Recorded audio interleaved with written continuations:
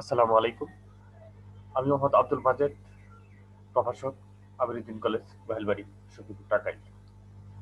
আমাদের আজকের ক্লাস তথ্য যোগাযোগ প্রযুক্তি। আমরা তথ্য যোগাযোগ প্রযুক্তির প্রথম অধ্যায় থেকে আহ, গত ক্লাসে আমরা বিশদ আলোচনা করেছিলাম, সম্যক একটা ধারণা নিয়েছিলাম। তো প্রিয় শিক্ষার্থীরা, আমরা আজকে দুইটি সৃজনশীল প্রশ্ন নিয়ে কথা বলবো। তো শুরু করছি আমাদের আজকের ক্লাস। আমরা গত গত ক্লাসে এই বিষয়গুলোতে ক্র্যাশ সার্জারি, রেডিওটেকনোলজি, কমার্স বিস্তারিত দিয়ে আমরা আলোচনা করেছিলাম। এই তো আজকে আমরা চলো সৃজনশীল প্রশ্নের কথা বলি। প্রথমেই যে সৃজনশীল প্রশ্নটি রয়েছে, যে উদ্দীপকটি রয়েছে, সেটা হচ্ছে, তোমরা মনোযোগ দিয়ে শুনবে আশা করি। আসিফ আমেরিকার একটি বিশ্ববিদ্যালয়ে পড়াশোনার সুযোগ পায়, কিন্তু আর্থিক অসচ্ছলতার কারণে আমেরিকাতে যাওয়া সম্ভব হয়নি। অতঃপর বাংলাদেশে বসেই অনলাইনের মাধ্যমে বিশ্ববিদ্যালয়ের ডিগ্রি অর্জন করলো। আসিফ পড়াশোনার ফাঁকে ফাঁকে অনলাইনে কাজ করে অর্থ উপার্জন করে, ফলে তার পারিবারিক অবস্থার উন্নতি হয়। তার বন্ধু মনির নতুন জাতের টমেটো চাষ করে আর্থিকভাবে লাভবান হয়। আচ্ছা, যাই হোক, এটা দুই বিষয়। আসিফ অনলাইনে কাজ করে, বিশ্ববিদ্যালয়ে পড়ার পাশাপাশি অনলাইনে কাজ করে সে অর্থ উপার্জন করে, আর তার বন্ধু মনির নতুন জাতের টমেটো চাষ করে আর্থিকভাবে লাভবান হয়। আচ্ছা, আমাদের প্রথমে আছে ক নাম্বার প্রশ্ন, ন্যানো টেকনোলজি কি? ন্যানো টেকনোলজি, আমরা এর আগে ন্যানো টেকনোলজি সম্পর্কে পড়েছিলাম, মনে আছে কি সবার? হ্যাঁ। আচ্ছা, ন্যানো টেকনোলজি হচ্ছে, দেখো, ন্যানো প্রযুক্তি হলো পারমাণবিক বা আণবিক স্কেলে অতি ক্ষুদ্র ডিভাইস তৈরি করার জন্য ধাতব ও বস্তুকে সুনিপুণভাবে কাজে লাগানোর বিজ্ঞানটাই হলো ন্যানো টেকনোলজি। ন্যানো টেকনোলজি বলো আর ন্যানো প্রযুক্তি বলো, টেকনোলজি অর্থই প্রযুক্তি, আর ন্যানো অর্থ অতি ক্ষুদ্র, তাই না? তাহলে ন্যানো টেকনোলজি কি? পারমাণবিক বা আণবিক স্কেলে অতি ক্ষুদ্র ডিভাইস তৈরি করার জন্য ধাতব ও ধাতব ও বস্তুকে সুনিপুণভাবে কাজে লাগানোর বিজ্ঞান, এটাই হলো ন্যানো টেকনোলজি। বুঝতে পেরেছি? ওকে, তাহলে আমরা ন্যানো টেকনোলজি বুঝলাম। এরপর প্রশ্নটি রয়েছে, নিম্ন তাপমাত্রার চিকিৎসা পদ্ধতি ব্যাখ্যা করো। অর্থাৎ নিম্ন তাপমাত্রার চিকিৎসা পদ্ধতি, একদম ফ্রিজ যেটাকে বলে, একদম মাইনাস, যেখানে তাপমাত্রা উপস্থিতি নেই, অর্থাৎ মাইনাস, নেগেটিভ, সেই তাপমাত্রার চিকিৎসা পদ্ধতি ব্যাখ্যা করব। ওকে, দেখো, যে নিম্ন তাপমাত্রার যে চিকিৎসা পদ্ধতি, সেটাকে কি বলে জানো? ক্রায়ো সার্জারি বলে। ঠিক আছে, আইসিটি ভাষায় সেটাকে ক্রায়ো সার্জারি বলে, মনে থাকবে। নিম্ন তাপমাত্রায় চিকিৎসা পদ্ধতি হচ্ছে cryo surgery. Clear? Cryo surgery হলো এমন এক ধরনের চিকিৎসা পদ্ধতি যা অত্যধিক শীতল তাপমাত্রা প্রয়োগ করে ত্বকের অস্বাভাবিক এবং রোগাক্রান্ত টিস্যুগুলোকে ধ্বংস করা হয়। ঠিক আছে? যেমন, মানে অত্যধিক শীতল তাপমাত্রা, অর্থাৎ -20 ডিগ্রি বা -30 ডিগ্রি, এরকম তাপমাত্রায় কি করা হয়? এরকম তাপমাত্রায় যে রোগাক্রান্ত টিস্যুগুলো থাকে, ওই টিস্যুগুলোর উপর প্রয়োগ করা হয়, প্রয়োগ করে সেগুলো চিকিৎসা করা হয়। আচ্ছা, ক্রায়ো সার্জারিতে অস্বাভাবিক টিস্যু ধ্বংস করতে নাইট্রোজেন গ্যাস বা আর্গন গ্যাস হতে উৎপাদিত চরম ঠান্ডা বাহ্যিক ত্বকের চামড়ার চিকিৎসায় ব্যবহার করা হয়। সাধারণত এই ক্রায়োসার্জারি টিউমারের ক্ষেত্রে -20 থেকে -30 ডিগ্রি সেন্টিগ্রেড তাপমাত্রা ব্যবহার করা হয়, এবং ক্যান্সারের ক্ষেত্রে -40 থেকে -50 ডিগ্রি সেন্টিগ্রেড তাপমাত্রা প্রয়োগ করা হয়। বুঝতে পেরেছো? তাহলে এটা হলো নিম্ন তাপমাত্রার চিকিৎসা পদ্ধতি। ক্লিয়ার?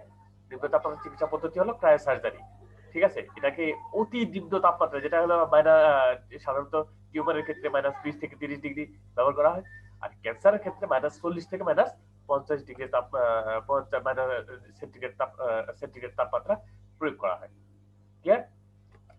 ওকে, এরপরে আসো আমরা উদ্দীপকের আলোক বিশ্লেষণ করব। গ আর ঘ। গ নাম্বার প্রশ্নে কি রয়েছে?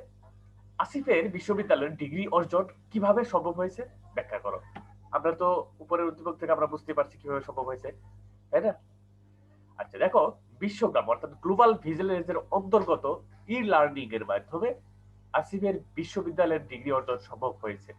বাংলাদেশে বসে আমেরিকার ডিগ্রি অর্জন সম্ভব হয়েছে। এটা হলো ই লার্নিং এর মাধ্যমে, অর্থাৎ আমরা যেটা গ্লোবাল ভিলেজ বলি, তাই না? এই গ্লোবাল ভিলেজের মাধ্যমে, গ্লোবাল ভিলেজের অন্তর্গত যে ই লার্নিং পদ্ধতিটা যেটা রয়েছে, ঠিক আছে, এটার মাধ্যমে আসিফের বিশ্ববিদ্যালয়ে ডিগ্রি অর্জন সম্ভব হয়েছে। গ্লোবাল ভিলেজ শিক্ষাক্ষেত্রে এনে দিয়েছে একটা বৈপ্লবিক পরিবর্তন।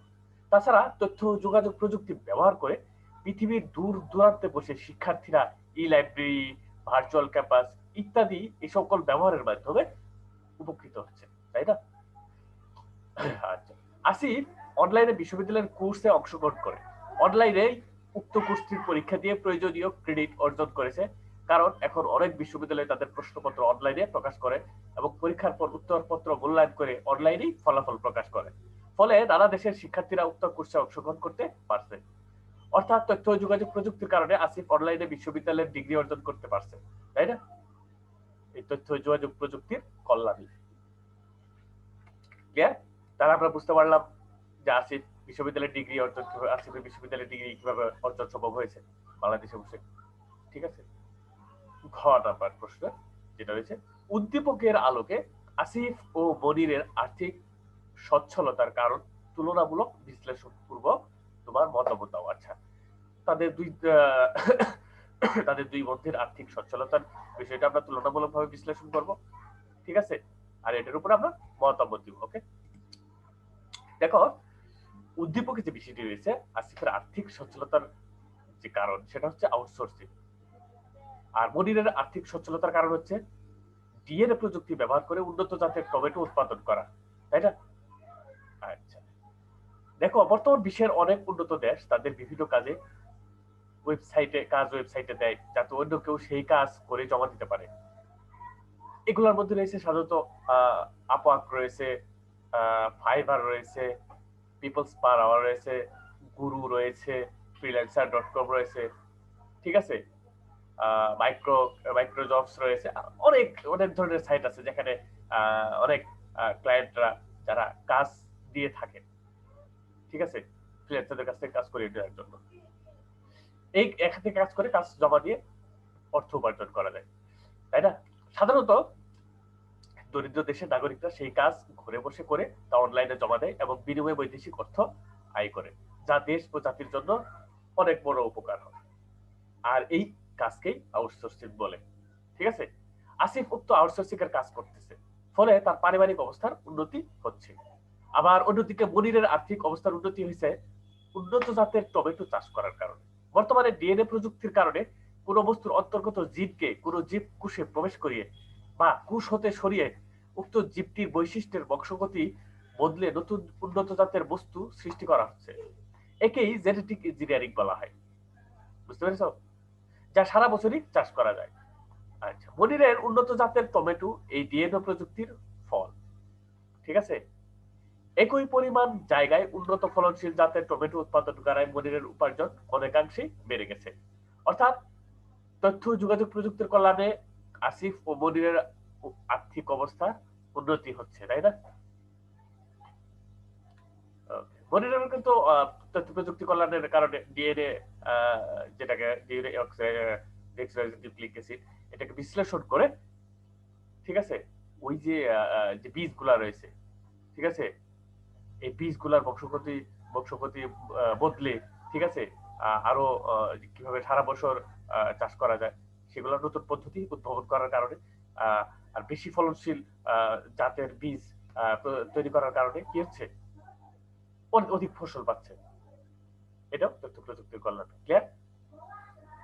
ওকে, তো প্রিয় শিক্ষার্থীরা, আমরা আজকে এই সৃজনশীল প্রশ্নের বিস্তারিত আলোচনা করলাম এবং কি আমরা বুঝতে পারলাম, ঠিক আছে, ন্যানোটেকনোলজি কি, নিম্ন তাপমাত্রা চিকিৎসা পদ্ধতি কি, আসিফ কিভাবে বাংলাদেশে বসে বিদেশে ডিগ্রি অর্জন করতেছে, আর আসিফ ভবনের উভয় আর্থিক সচ্ছলতার কারণ কি, কিভাবে আর্থিক সচ্ছল হচ্ছে, তাই না? ওকে, আমরা পরবর্তী আমাদের সৃজনশীল প্রশ্নে চলে যাচ্ছি।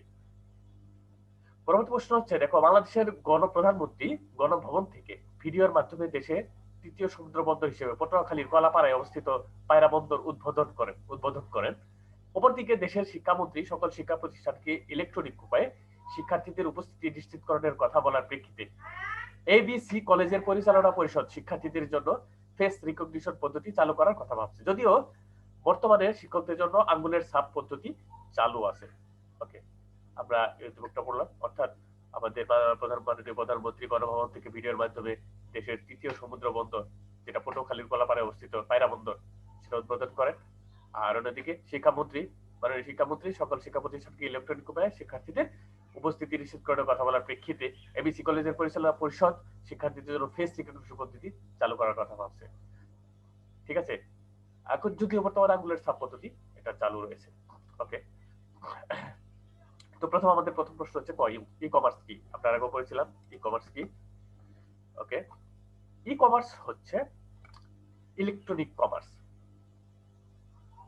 ঠিক আছে, দেখো, ইন্টারনেট বা অন্য কোনো কম্পিউটার নেটওয়ার্কের মাধ্যমে ইলেকট্রনিক পদ্ধতিতে কোনো পণ্য বা সেবা ক্রয় বিক্রয়ের কাজটিকেই ই কমার্স বলে।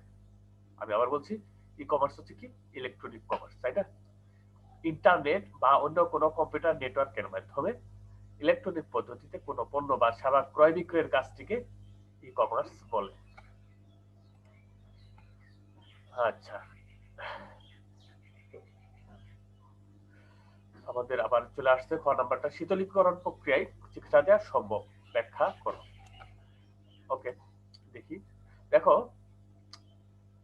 আমরা এর আগেই এই বিষয়টা নিয়ে আলোচনা করেছি, তো আমি আবার আরেকবার মনে করাই দিচ্ছি। শীতলীকরণ প্রক্রিয়া চিকিৎসা পদ্ধতি, এটাকে বলে কি বলে? ক্রায়োসার্জারি বলে। ঠিক আছে, এই পদ্ধতিতে চিকিৎসা করা হয় অতি শীতল তাপমাত্রা প্রয়োগ করে। ঠিক আছে, ত্বকের অস্বাভাবিক রোগ অথবা রিপ্রাক্ত টিস্যু, ঠিক আছে, এগুলাতে এই টিস্যুগুলোকে ধ্বংস করার জন্য ক্রায়োসার্জারি ব্যবহার করা হয়। ঠিক আছে, সাধারণত সাধারণ টিউমারের ক্ষেত্রে -20 থেকে -30 ডিগ্রি সেন্টিগ্রেড তাপমাত্রা প্রয়োগ করা হয়, আর ক্যান্সারের ক্ষেত্রে -40 থেকে -50 ডিগ্রি সেন্টিগ্রেড তাপমাত্রা প্রয়োগ করা হয়। ঠিক আছে, আচ্ছা, গ নাম্বার, উদ্দীপকে সমুদ্র বন্দর উদ্বোধনের জন্য ব্যবহৃত প্রযুক্তিটির সুবিধাগুলো কি কি, ব্যাখ্যা করো। আচ্ছা, উদ্দীপকে যে আমরা আলোচনা করলাম, এটা ব্যবহৃত যে প্রযুক্তি ব্যবহার করা হয়েছে, এই প্রযুক্তিটির সুবিধাগুলো কি কি? আচ্ছা, দেখো, আমাদের উদ্দীপকে যে সমুদ্র বন্দর উদ্বোধনের জন্য ব্যবহৃত প্রযুক্তিটি হচ্ছে কি জানো? Video conferencing. ঠিক আছে, ভিডিও কনফারেন্সিং হলো এক সারি ইন্টারেক্টিভ টেলিযোগাযোগ প্রযুক্তি, যেগুলো দুই বা ততোধিক অবস্থান হতে নিরবিচ্ছিন্ন দ্বিমুখী অডিও এবং ভিডিও সম্প্রচারের মাধ্যমে একত্রে যোগাযোগ স্থাপনের সুযোগ দেয়। ক্লিয়ার? অর্থাৎ ভিডিও কনফারেন্সিং কি? যে আমাদের মাননীয় প্রধানমন্ত্রী যেটার মাধ্যমে যে প্রযুক্তির মাধ্যমে পায়রা বন্দর উদ্বোধন করেন, সেটা হলো কি প্রযুক্তি? ভিডিও কনফারেন্সিং, তাই না? আর ভিডিও কনফারেন্সিং কি? ভিডিও কনফারেন্সিং হলো একসারি ইন্টারেক্টিভ টেলিযোগাযোগ প্রযুক্তি, যেগুলো দুই বা ততোধিক অবস্থান হতে নিরবিচ্ছিন্ন দ্বিমুখী অডিও এবং ভিডিও সম্প্রচারের মাধ্যমে একত্রে যোগাযোগ স্থাপনের সুযোগ করে দেয়। ঠিক আছে, এটা হচ্ছে ভিডিও কনফারেন্সিং। আর ভিডিও কনফারেন্সিং এর সুবিধা কি? এক নম্বর সুবিধা হচ্ছে একই জায়গায় না এসে বিভিন্ন স্থানের একদল মানুষ সবাই অংশগ্রহণ করতে পারে। দুই নাম্বার হচ্ছে বিভিন্ন জায়গায় বিভিন্ন দল এক জায়গায় না এসে এ সবাই অংশগ্রহণ করে গুরুত্বপূর্ণ সিদ্ধান্ত নিতে পারে। তিন নাম্বার হচ্ছে বিভিন্ন জায়গা থেকে সবাই অংশগ্রহণ করা যায় বলে যাতায়াতের প্রয়োজন হয় না, ফলে গুরুত্বপূর্ণ সময় অপচয় হয় না। চার নাম্বার, ভিডিও কনফারেন্সিংটি রেকর্ড করে রাখা যায়, ফলে যে কোনো সময় তা আবার দেখা যায়। ক্লিয়ার? অনেকগুলো সুবিধা রয়েছে, তাহলে এক জায়গায় কাউরে উপস্থিত হওয়ার প্রয়োজন নেই, সবাই যার যার অবস্থান থেকে, ঠিক আছে, অংশগ্রহণ করতে পারে ভিডিও কনফারেন্সিং মাধ্যমে। ক্লিয়ার? ওকে, তো প্রিয় শিক্ষার্থীরা, আমাদের আজকের শেষ প্রশ্ন হচ্ছে, উদ্দীপকে কম সময়ে উপস্থিতি নিশ্চিতকরণের ক্ষেত্রে কোনটির প্রাধান্য দেয়া কলেজের জন্য বেশি যুক্তিযুক্ত হবে, বিশ্লেষণ করো। আচ্ছা, দেখো, উদ্দীপকে কম সময় শিক্ষার্থীদের উপস্থিতি নিশ্চিতকরণের ক্ষেত্রে আঙ্গুলের ছাপ পদ্ধতির প্রাধান্য দেওয়া বেশি যুক্তিযুক্ত। মুখমণ্ডলের বৈশিষ্ট্য বিশ্লেষণ করে শিক্ষার্থীদের উপস্থিতি নির্ণয় করার সময় আলোর পার্থক্যের কারণে অনেক ক্ষেত্রে জটিলতা দেখা দিতে পারে। তাছাড়া চুলের স্টাইল, দাড়ি, গোঁফ পরিবর্তন, মেকআপ গহনা ব্যবহারের কারণে মুখমণ্ডল শনাক্তকরণের কাজ ব্যাহত হয়। ফিঙ্গারপ্রিন্ট পদ্ধতিতে কাউকে শনাক্তকরণের জন্য খুবই কম সময় লাগে। এছাড়া ফিঙ্গারপ্রিন্ট পদ্ধতিতে ব্যবহৃত ডিভাইসের দাম কম, তাই এই পদ্ধতি ব্যবহারে খরচ তুলনামূলক কম, কিন্তু সফলতার হার প্রায় 100%। কাজেই কলেজ কর্তৃপক্ষের আঙ্গুলের ছাপ পদ্ধতির প্রাধান্য দেওয়া উচিত বলে আমি মনে করি। ক্লিয়ার? তাহলে ফেস রিকগনিশন পদ্ধতির চাইতে আঙ্গুলের যে ছাপ, ফিঙ্গারপ্রিন্ট পদ্ধতি, এটার উপরই প্রাধান্য দেওয়া উচিত, তাই না? ওকে, তো প্রিয় শিক্ষার্থীরা, আজকে আমরা বুঝলাম যেটা সৃজনশীল প্রশ্ন নিয়ে আমরা কথা বললাম এবং সেগুলো আলোচনা করার চেষ্টা করলাম। তো আশা করি তোমরা মনোযোগ দিয়ে শুনেছো। ওকে, সবাই ভালো থাকবে, সুস্থ থাকবে, সাবধানে থাকবে। আর এই শীত মৌসুম যার যার অবস্থানে থেকে পড়াশোনা নিয়মিত করার চেষ্টা করবে। ওকে, ভালো থাকো সবাই, আল্লাহ হাফেজ।